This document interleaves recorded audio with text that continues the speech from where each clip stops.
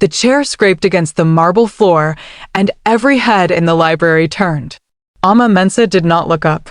She pulled her notebooks from her bag, arranged them in a neat stack beside her laptop, and opened to page 47 of Comparative Policy Frameworks in East Asia as if she had not just sat at the most dangerous table in Daehan Global University. She had not known it was dangerous. She had simply seen an empty seat near the window, chosen it, and sat down. That was the kind of person Ama was, someone who moved through the world based on logic, not rumor. She needed good light. The window provided good light. Problem solved.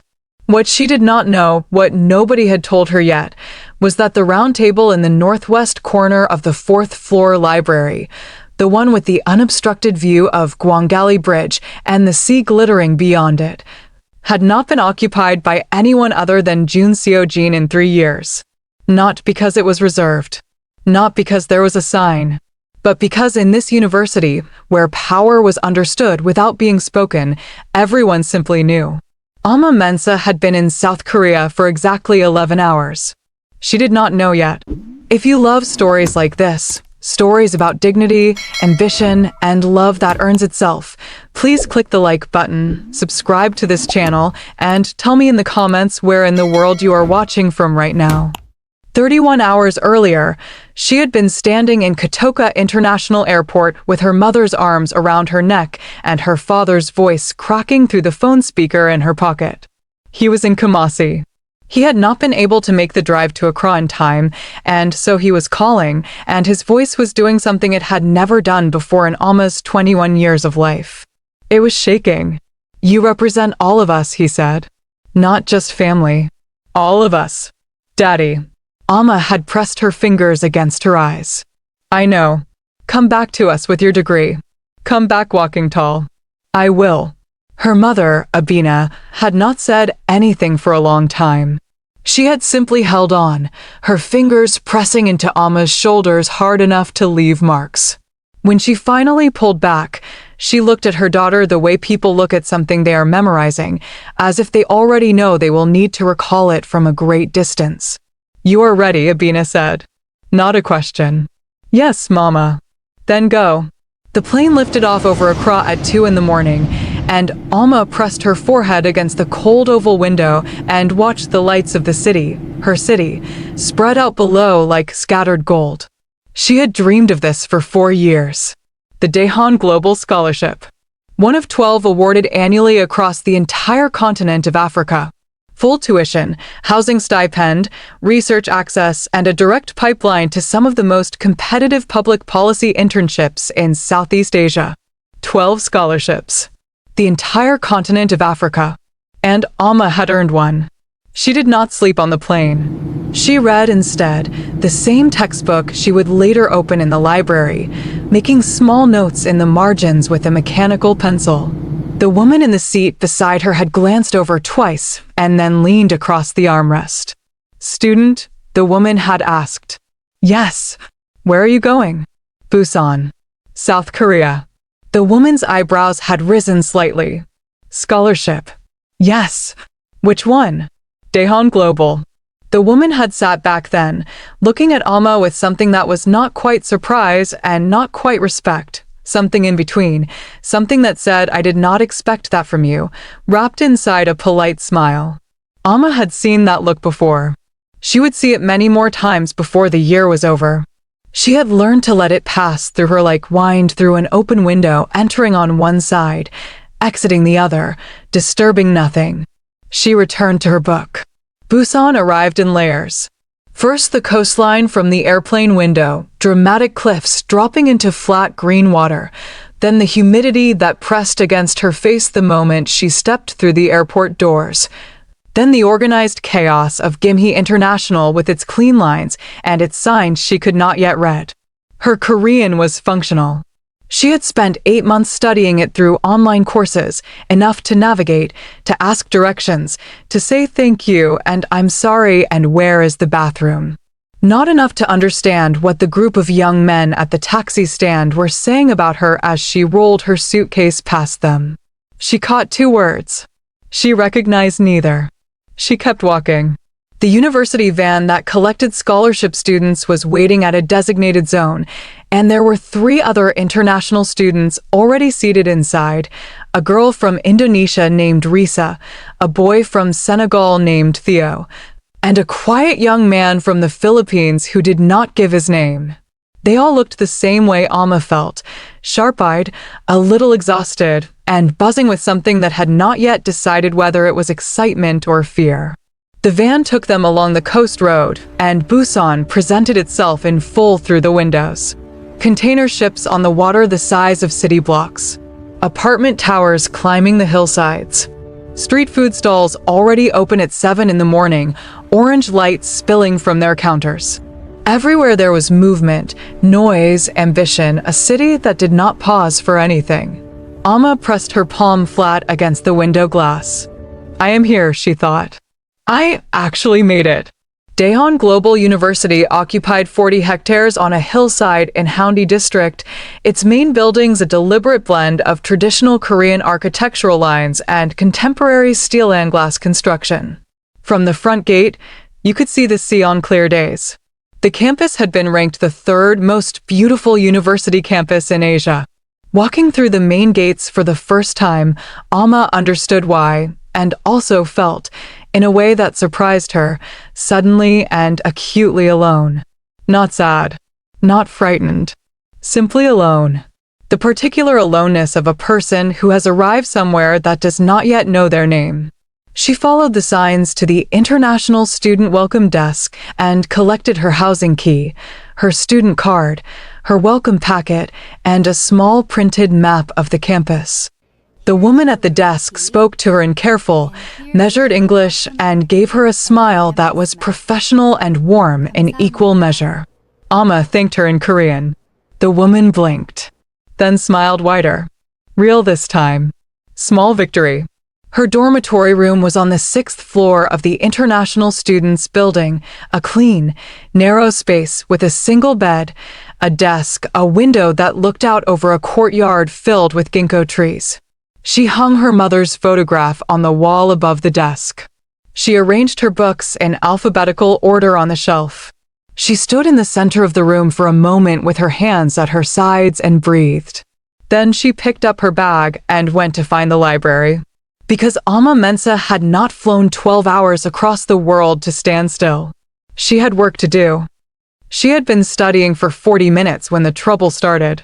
Or rather, when she became aware that something had shifted in the library's atmosphere the way you become aware of a change in weather before you can see the clouds. Conversations dropping in volume. Chairs moving. A particular kind of alertness spreading through the room like a current. Then footsteps. Confident. Unhurried.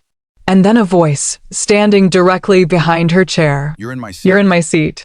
Ama turned around. There were 4 of them. The boy who had spoken was tall, dressed in a charcoal blazer over a white shirt, his dark hair pushed back from his forehead, his jaw set in the particular way of someone who expected to be obeyed without having to explain why. Behind him stood 2 boys who had the polished, slightly vacant look of people whose primary job is to stand near important people, and 1 girl with her arms crossed and her eyes moving over Ama with the focused, categorizing gaze of someone filing away information for later use. Ama looked at the boy. Then she looked at the table. Then back at him. There's no name on it, she said. Silence. In the whole library, which had not been fully silent before, the silence was now complete. The boy's expression did not change. That was what Ama noticed most. Not anger. Not surprise. Something more calculating. He looked at her the way you look at a chess piece you have not encountered before and are deciding what move to make. I sit here, he said. I sit here, Ama replied. Right now. I was here first. One of the boys behind him made a sound. The girl with crossed arms stepped slightly forward. Ama did not move. She kept her eyes on the tall one because it was clearly him who mattered, and she had not survived competitive scholarships, 5 years of academic struggle, and 1 transcontinental flight to be displaced from a library table by someone whose only qualification appeared to be a nice blazer. The tall boy looked at the others behind him. Something passed between them, not words, just weight, just the specific gravity of a decision being made. Leave, he said. Ama's chin lifted. I told you. I was here for, not you. His voice was flat. Final.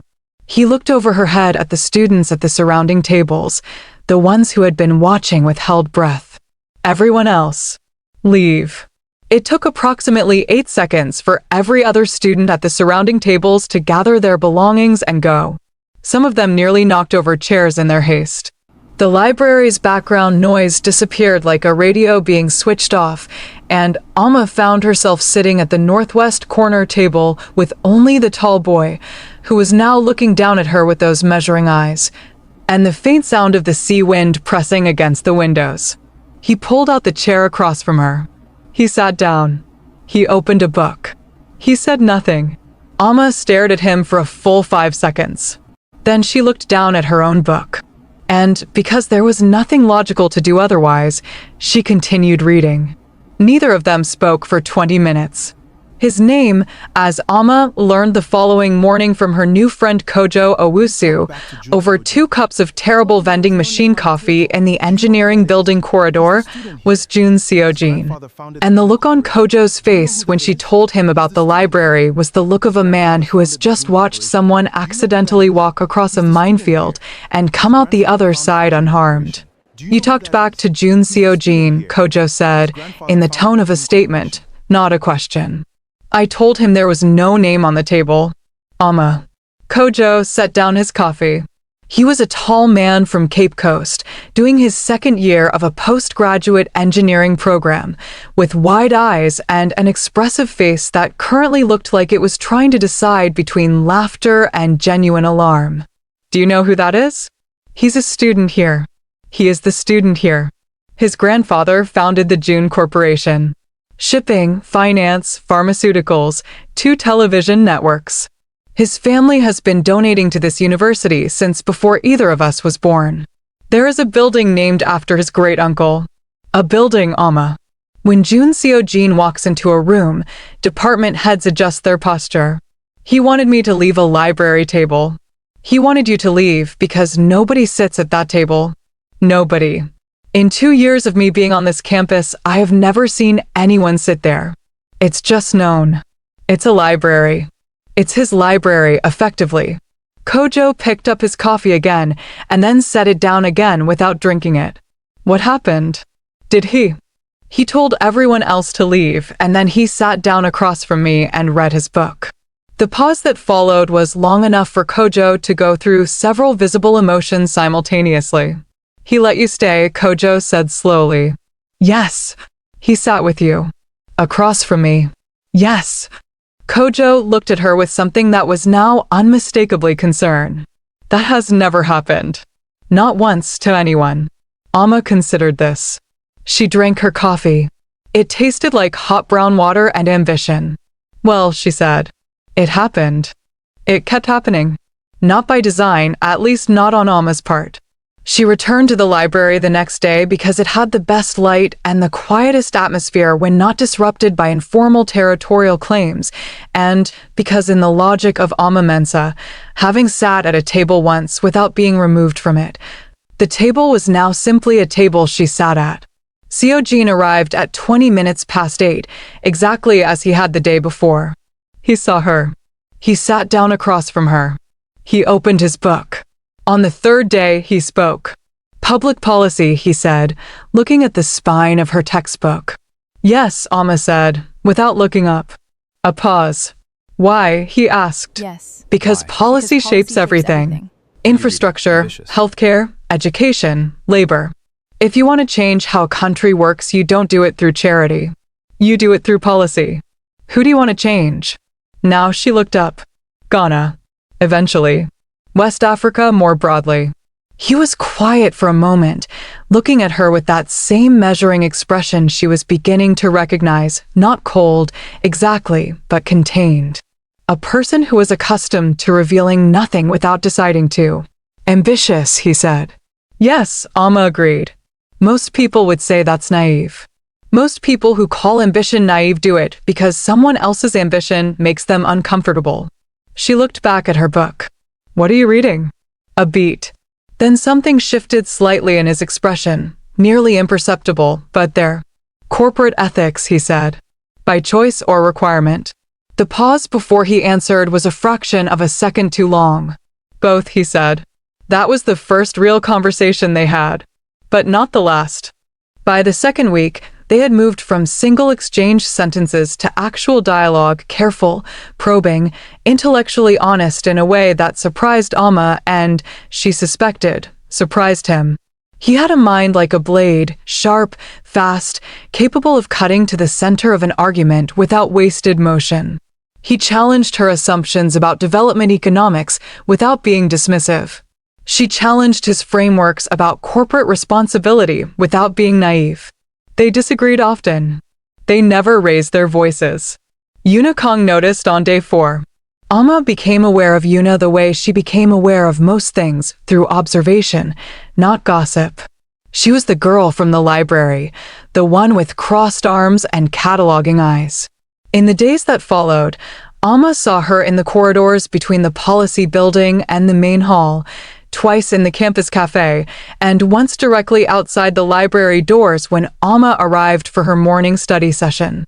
Each time, Yuna's gaze passed over her in that same measuring way, not hostile exactly, not yet, but the kind of attention that precedes hostility the way clouds precede rain. Kojo confirmed what Ama had half deduced. Yuna Kang is Seo-jin's closest thing to a childhood friend, Kojo said, walking beside her across the courtyard after their third shared lunch. Their families have known each other for 30 years. There is an understanding between the families. He paused, choosing words with the diplomatic care of a man navigating a topic he knows is complex. An understanding that goes beyond friendship. Their families want them together. That's the understanding. And does Seo-jin want that? Kojo looked at her sideways. Ama, does it matter? I'm asking an academic question about social structures and family obligation. Of course you are. But he smiled when he said it, and Ama let the comment land without reaction because she was asking an academic question and also possibly something else, and she was not yet prepared to examine the something else at close range. The first letter arrived on a Tuesday. It was slipped under her dormitory door sometime between midnight and 6 in the morning, printed on plain white paper, unsigned. You are here on charity, not merit. Everyone knows it. Enjoy it while it lasts. Ama read it twice. She folded it and put it in the front pocket of her planner. She went to class. The second arrived 3 days later, this time in her student mailbox. International students who forget their place eventually lose their place. The third came a week after that, and this one was not a letter, but a complaint, formal, institutional, submitted to the International Scholarship Committee. She only learned about it because the committee sent her an email requesting a preliminary documentation review of her enrollment eligibility. The language was careful, bureaucratic, designed to sound routine. It was not routine. She called Kojo from her dormitory that night, sitting cross-legged on her bed with her laptop open to the email and her mother's photograph watching her from the wall. Someone filed a formal complaint, she said. What kind of complaint? The email doesn't specify. It says there are questions about the integrity of the selection process for my scholarship. Silence on the line. Kojo, I hear you. Who would do this? Another silence. Longer. There are people at this university, Kojo said carefully, who believe certain things about certain kinds of students, about who belongs in certain programs. And when someone like Joon Seo-jin starts spending his morning study hours in conversation with a student from Ghana instead of, he stopped himself. Say it. Instead of the students his family and social circle consider appropriate. Ama pressed her thumb and forefinger against the bridge of her nose. So this is about him. This is about perception. About the idea that you are taking something that should not belong to you.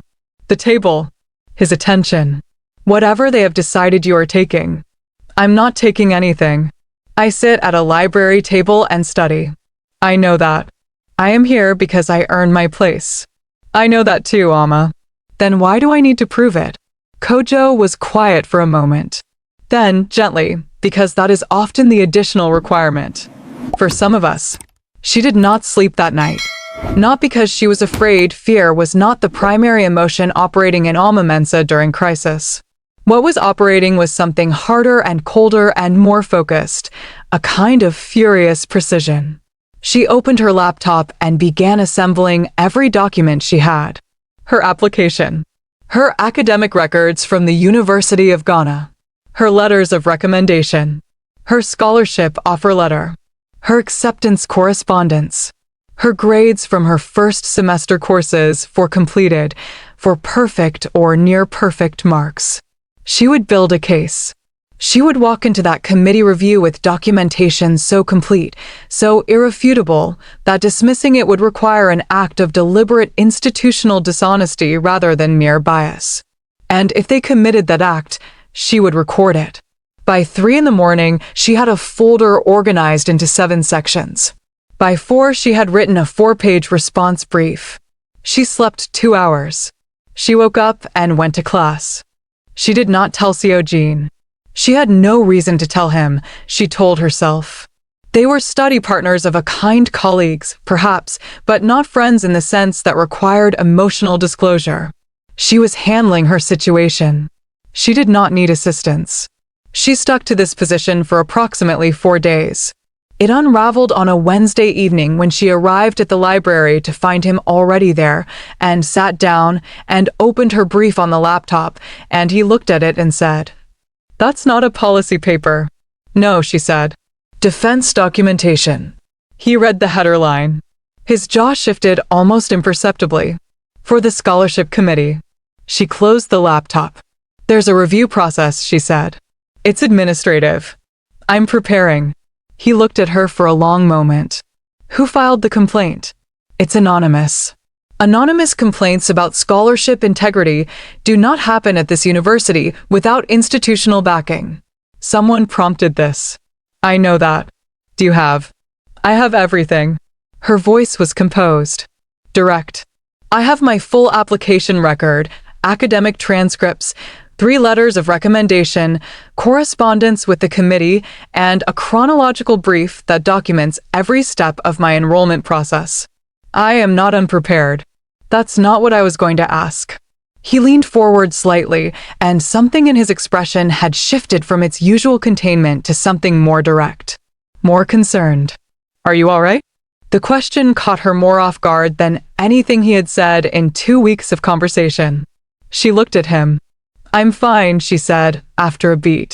"You don't have to be fine." "I know. Ama."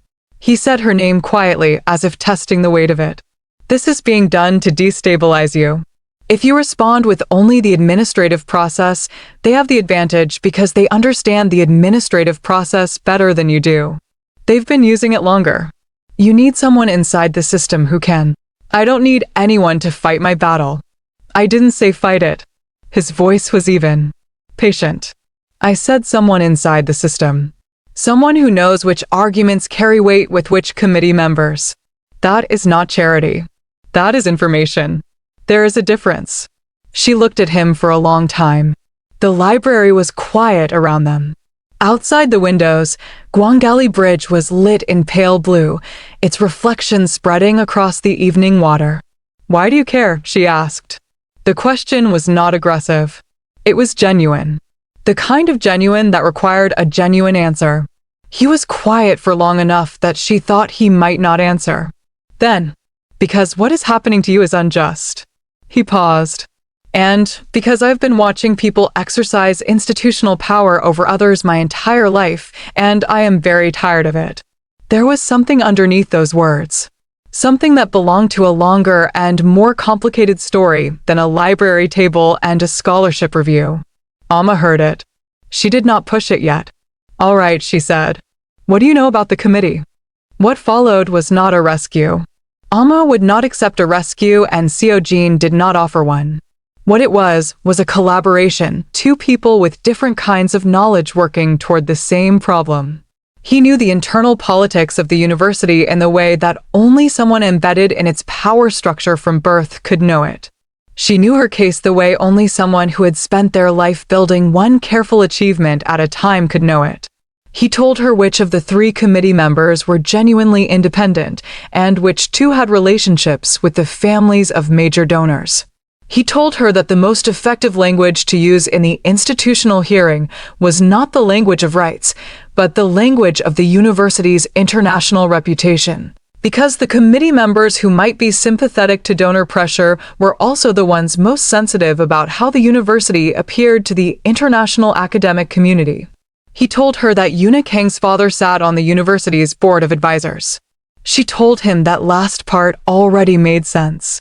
During these conversations, spread across 4 evenings at the library table, their books pushed to the side, speaking in low voices over shared notes, something changed between them.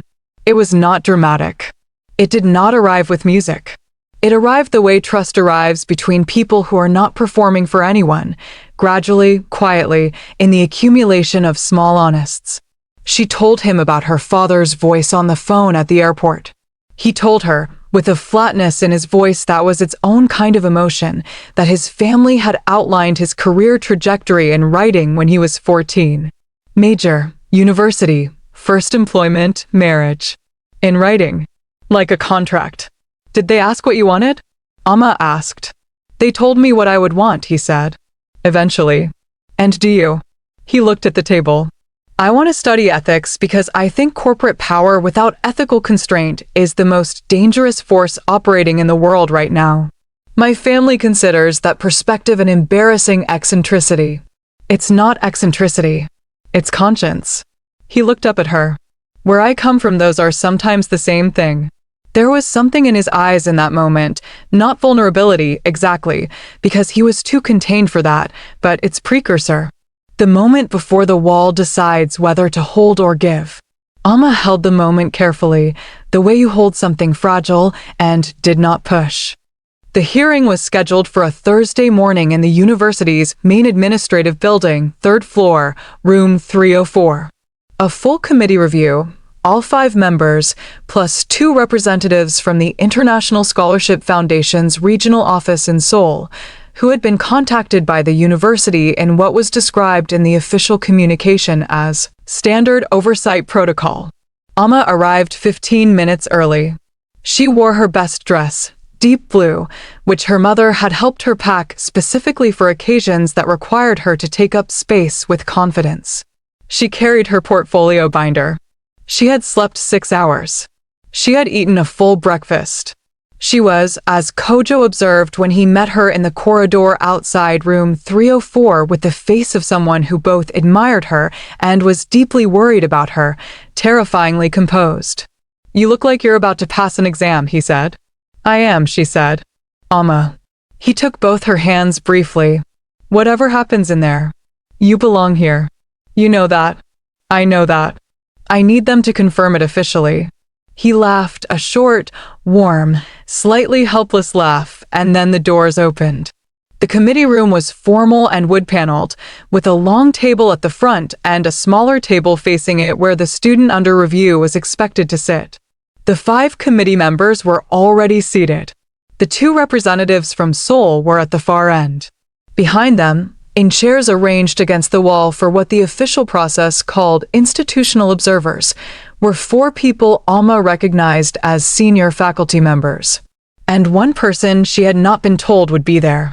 Joon Seo-jin, in a dark suit, sitting in the second observer's chair from the right with his hands folded in his lap and his expression as composed as carved stone. Their eyes met. He gave her the smallest nod she had ever seen a human being give. Almost nothing. Barely a movement. She sat down. The review lasted 90 minutes. The committee chair, a thin man with a precise manner and reading glasses that he kept removing and replacing as if they were props in an argument, opened with a statement about the institution's commitment to ensuring the integrity and legitimacy of all scholarship awards. He used the word legitimacy 4 times in 3 paragraphs. Ama let him finish. Then she opened her binder. She walked them through it. Every document, every grade, every correspondence.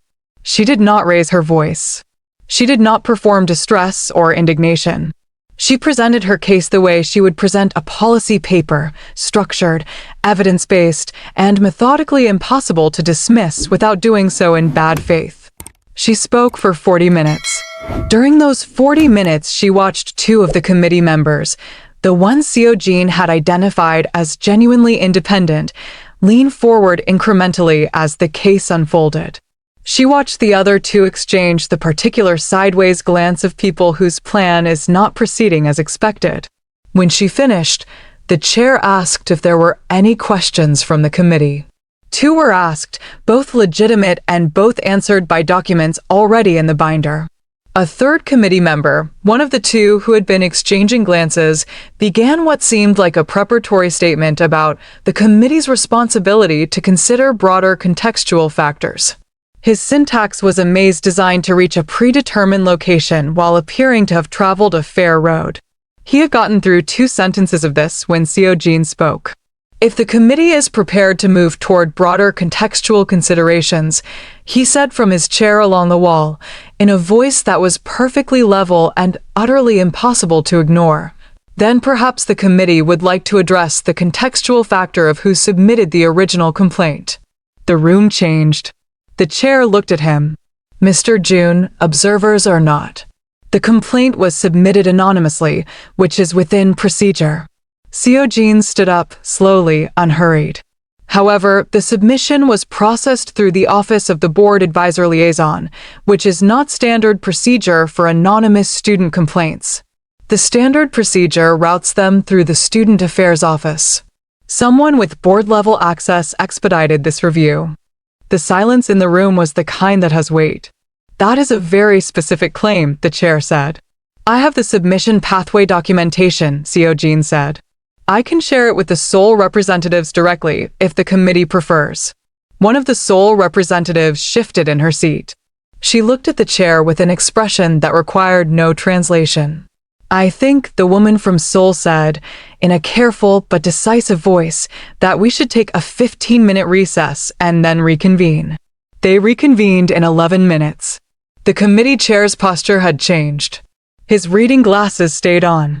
The committee member who had begun the meandering contextual statement did not speak again for the rest of the hearing. The decision, when it was read aloud at the end of the reconvened session, confirmed Ama Mensah's scholarship in full, noted that the original complaint had been found to contain no substantiated basis for further review, and formally closed the case. The room did not applaud because it was a formal proceeding and not a performance. But Kojo, sitting in the back row of observers where he had slipped in 15 minutes after the hearing started and which Ama had not noticed until this moment, made a sound that was technically not an audible reaction and was absolutely an audible reaction. Ama sat at the small table facing the committee for a moment after the session was formally closed. She looked at the wood grain of the table in front of her. She breathed in, slowly, through her nose, and out through her mouth. She pressed her hands flat against the table. She had come 12 hours across the world on her own merit. She had stayed on her own merit. She picked up her binder and walked out. In the corridor, Seo-jin was leaning against the wall to the left of the door with his jacket slung over one arm, looking at his phone. He looked up when she emerged. Your brief was comprehensive, he said. Your submission pathway documentation was unexpected. I told you information was different from fighting your battle. You did. She stood in front of him. Where did you get it? I know people in the administrative processing office who believe in correct procedure. He paused. And I have my father's login credentials for the board liaison portal from when he asks me to pull documents for him. He does not know I use them. Seo-jin. He also does not know I consider what was done to you a violation of everything this institution is supposed to represent. So, he said this flatly, as if presenting a simple fact, and then looked at her. Are you all right? This time she did not deflect the question immediately. She looked at him for a moment. I'm angry, she said. And relieved. Both at the same time. That seems right. And she stopped. The corridor was empty except for them and Kojo, who had emerged from the hearing room and was now performing the elaborate act of checking his phone very thoroughly at the far end of the corridor. "I'm grateful for what you did. I want to be honest about that even if I find it complicated." "Why complicated?" "Because I came here to prove I don't need help.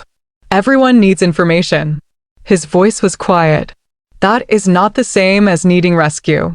You proved you don't need rescue. You built that case yourself." She looked at him for a long moment. He looked back at her. Between them in the air was something neither of them had named yet, but that both of them, clearly and separately and together, could feel. "Come on," she said at last. "Kojo is going to injure himself trying to look casual." From down the corridor, Kojo, without looking up from his phone, "I heard that." The International Heritage Festival fell on the last Friday of October, which was also Kojo's birthday, which he celebrated by eating 3 different kinds of jollof rice at the festival food stalls and declaring each one a spiritual experience. The festival was a campus tradition, international students and departments presenting cultural elements from their home countries. Booths, performances, food, music. The main stage in the university's outdoor amphitheater ran continuous performances from 7 in the evening until 10. Ama had signed up in September, before the hearing, before the library conversations, before any of it. She had put her name on the list because her mother had told her, explicitly, not to go to Korea and hide. "Take your culture with you," Abina had said. "Do not shrink yourself to fit." She sang. She had not told Seo-jin she was performing. She had not told most people, partly because she was nervous in a way she almost never was. Academic performance did not make Ama nervous, but this was different. This was standing in front of hundreds of people and offering something personal, something that had no grade, no rubric, only reception or silence, and partly because this felt like something she needed to do entirely on her own terms. The song was one her grandmother had sung. A traditional Akan melody, a song about the sea and returning, about traveling far and carrying home inside you like a stone in a pocket, smooth and heavy and permanent. She sang it in Chui, unaccompanied, standing at the microphone on the outdoor stage with the October night around her and the campus lights making the grass silver. She had expected not awkwardness exactly, but the specific quality of attention that people give to something unfamiliar. Polite distance. Respectful incomprehension. What she got was silence of a different kind. The kind that gathers rather than empties. By the second verse, the outdoor amphitheater, which held perhaps 400 people, was completely still. Not silence by convention, but held. She could feel it. The difference between people waiting for something to end and people who have forgotten they were waiting. She sang through to the end, and when the last note dissolved into the October air, the applause was not polite. It was immediate and full-bodied, the kind that starts without consultation. She stepped off the stage. She found Kojo in the crowd immediately because he was the tallest person present and also because he was crying, which he denied vigorously when she pointed it out. "I have allergies," he said. "It's October. Seasonal." She hugged him. He hugged her back hard. It was only later, when the crowd had moved on to the next performance and Alma was standing at the edge of the amphitheater with a cup of warm sake in her hands, that she looked across the thinning space and saw Seo-jin. He was standing at the far edge of the seating area, slightly apart from the group he had arrived with, still facing the stage even though she had left it. His expression was not his usual measured look. His expression was something she had not seen on him before, open in a way that appeared to have happened to him rather than been chosen. He looked at her across the crowd. She raised her cup slightly. A small gesture. He looked at her for a moment longer. Then he turned and walked away. He was not at the library the next morning, or the morning after that. On the third morning, Alma arrived at the northwest corner table, sat down, opened her book, and lasted approximately 4 minutes before acknowledging to herself that his absence was occupying more of her attention than her book was. She closed the book. She looked at the empty chair across from her. She looked at Gwangali Bridge through the window. Then she called her mother. Abina answered on the second ring in the way she always answered, fully present, as if she had been expecting the call. "Tell me," Abina said, without preamble. "Everything is fine," Ama said. "The scholarship review is closed. My grades are good. I'm sleeping enough. Tell me the rest." Ama exhaled. Outside the window, a container ship was moving slowly across the width of the sea, deliberate and enormous. "There is a boy," she said. Silence. "I'm not," Ama started. "It's not what you're thinking. We studied together. We had some complicated circumstances, and we navigated them together, and he has a mind that is very—" She stopped. "He challenges me. I haven't been challenged like that in a long time. He asks questions that make me think differently. This is a problem?" Abina's voice was careful. "His situation is complicated. His family has plans for him that have nothing to do with what he wants. And I think knowing me, spending time with me, is making his situation harder for him." "Has he said this?" "No. He disappeared for 3 days." "Ama." Her mother's voice was warm and precise. "You did not go to Korea to be small. Remember I told you." "I remember. And you did not go to be responsible for someone else's choices either. He is a grown man. He chooses." "Yes. So the question is not what you should do to make things easier for him. The question is what you want." Ama looked at the empty chair across from her. She thought about his voice saying, "You don't have to be fine." She thought about the look on his face after she sang, that unexpected openness, the expression that had happened to him. "I want to talk to him," she said. Then talk to him. He came back on the 4th day. Not to the library. To her. She was walking across the courtyard between the policy building and the campus cafe, and he fell into step beside her as if he had been there all along, which was either infuriating or, she decided after a half-second assessment, the action of someone who did not know how to begin and had substituted proximity for an opening. She let him walk beside her for 30 seconds. 3 days, she said. "I know. Where were you?"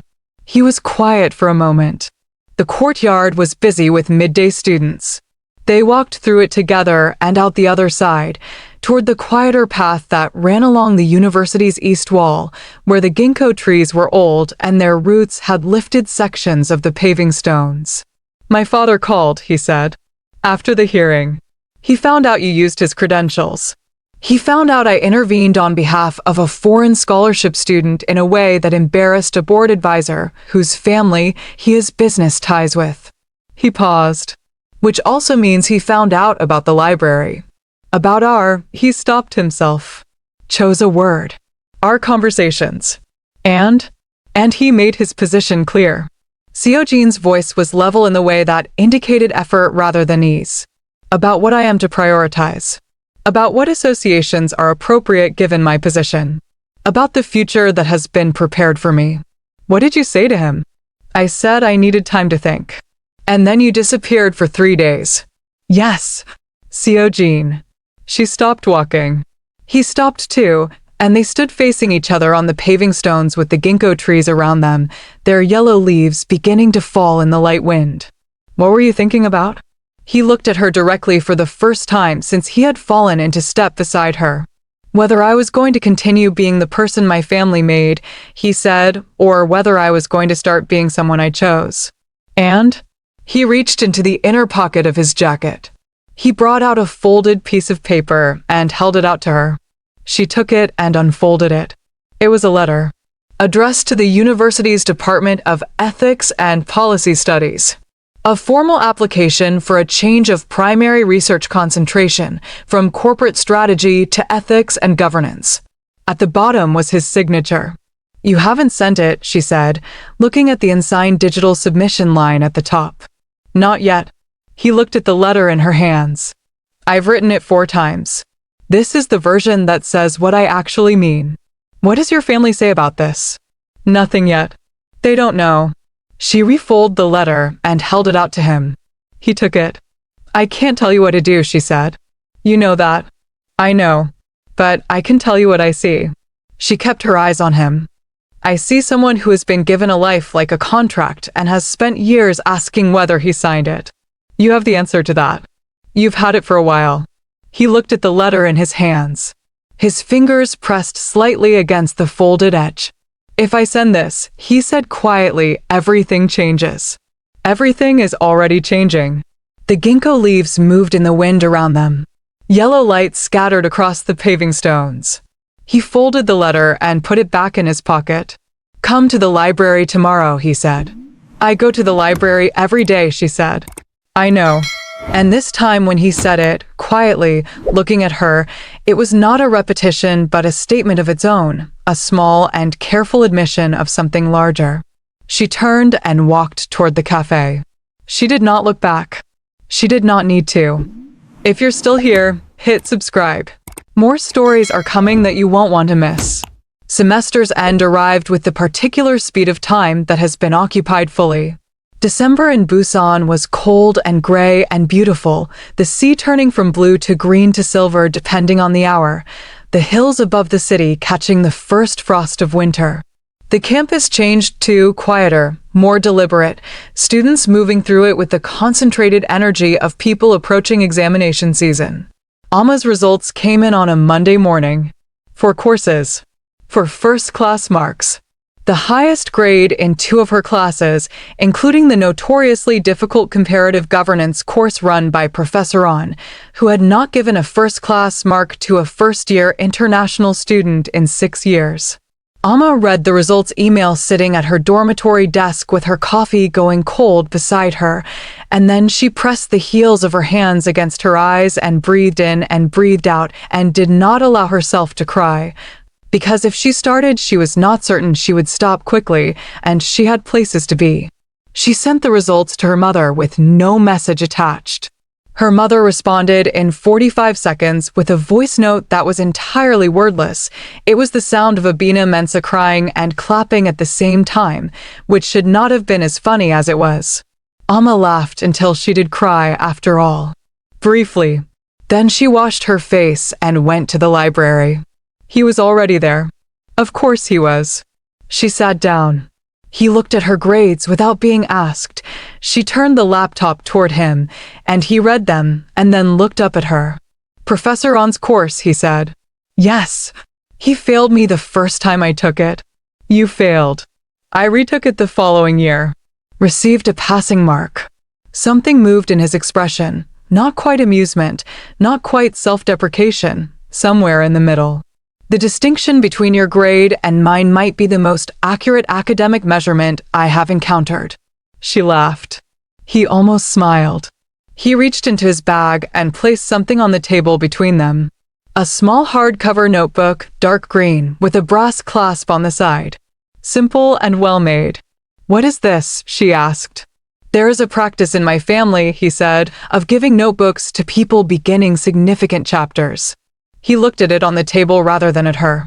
My grandfather gave one to my father when he started university. My father gave one to me when I was accepted here. He paused.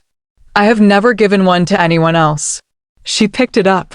It was heavier than it looked, quality paper inside, the kind that takes ink without bleeding. She looked at him. The letter, she said. Did you send it? Yes. When? 10 days ago. He was quiet for a moment. I received a confirmation from the department last week. My concentration changes next semester. And your father?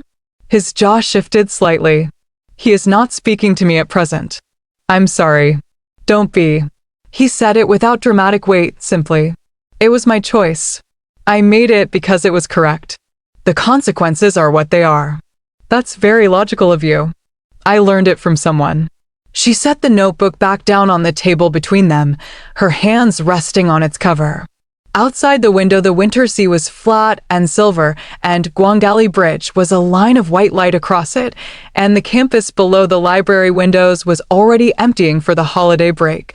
Students moving toward buses and trains and the year's first real rest. Next semester, Ama said. Yes. I'll be back in January. My housing is confirmed. The scholarship is confirmed.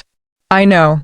She picked up the notebook and opened her bag and placed it inside, carefully, next to her planner where the folded letter had lived for several weeks and was now gone, its purpose completed. I called my mother last week, she said. I told her about you. He was still. What did you tell her? I told her you have a mind that challenges me. She looked at him directly. I told her you are the only person I have met in Korea who asks harder questions than I do. That's the most diplomatic thing you have ever said to me. I'm practicing diplomacy. It's part of my curriculum. He did look at her then fully, without the contained measuring expression, with the open one she had seen only twice before. Once at the festival. Once in the courtyard. January, he said. January, she said. She opened her book. He opened his. She came back in January. She walked through the main gates of Daehan Global University on a Tuesday morning in the third week of the month, her bag over her shoulder and a new semester's books under her arm, and she walked across the campus. She now knew the way she knew her neighborhood in Accra. Not just its layout, but its moods, its shortcuts, its hours. The ginkgo trees were bare now, their branches making clean lines against a pale winter sky. A group of new international students were clustered near the welcome desk, looking the way she had looked 7 months ago, sharp-eyed, a little exhausted, buzzing with something that had not decided yet whether it was excitement or fear. She stopped near them. It gets easier, she said, in English, because that was the most likely common language. Several of them looked at her. The first 2 weeks are the hardest. After that, it starts to feel like yours. One of them, a girl with a big backpack and careful eyes, said, How long have you been here? 1 semester. Is it good? Ama thought about it. She thought about the letters slipped under her door and the hearing in room 304 and the ginkgo leaves in October and a notebook with a brass clasp now sitting in the drawer of her desk back home in Accra where she had placed it carefully before she left and then, on the morning of her flight, transferred it to her bag instead because she wanted it with her. It's very good, she said. She walked to the library. 4th floor. Northwest corner. The window with a view of the bridge and the sea. The table with the good light. She set her bag down. She took out her new semester's textbooks. She arranged her notebooks. She sat down and opened to the first page of ethics and governance and public administration and smoothed the page flat with her palm. She was 2 sentences in when something slid across the table toward her. She looked down. A familiar green notebook with a brass clasp. She had already given this to herself. She picked it up. The clasp opened. Inside the front cover, in small, even handwriting, were 4 words she had not put there. For the next chapter. She looked up. Joon Seo-jin stood across the table from her. His jacket was dark, his expression measured, his eyes carrying the quiet of someone who has made a decision and is standing fully in it.